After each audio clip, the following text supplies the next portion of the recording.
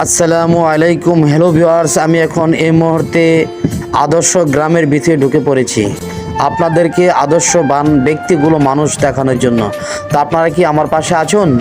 যদি থাকেন পুরো ভিডিওটা অবশ্যই উপভোগ করবেন আর আমার ইউটিউব চ্যানেলটাকে অবশ্যই সাবস্ক্রাইব করবেন।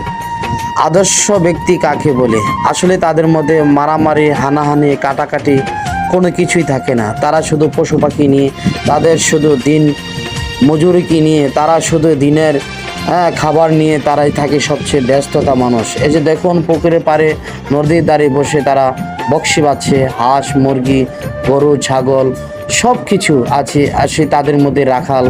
আসলে এমন একটি সুন্দর পরিবেশ আসলে না দেখলে আমরা মিস করি। তো এখন আমি আসলে এই আদর্শ গ্রাম থেকে একটু বের হয়েছি। এই যে দেখুন আশেপাশে জায়গাগুলো দেখানোর জন্য। তো আদিযুগে মানুষগুলো যে কোথায় ব্যবহার করে, কোথায় বসবাস করে, সেটা আপনাদেরকে অবশ্যই দেখাচ্ছি। এই যে দেখুন আদিযুগের মানুষগুলো কোথায় ব্যবহার করে এবং কোথায় তারা বসবাস করে। এই যে দেখুন কি সুন্দর পরিবেশ। আর আসলে আদর্শ গ্রাম এমন একটি গ্রাম, আদর্শ মানুষগুলো দেখতে খুব ভালো, দেখতে কোনো সরল সোজা, তাদের মধ্যে আসলে কোনো হিংসা নেই।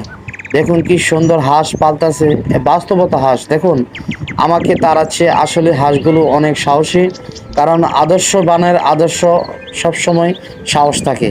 তো আমি এই বলে আপনাদের কাছ থেকে আমি বিদায় নিয়ে গেলাম। সবাই ভালো থাকবেন।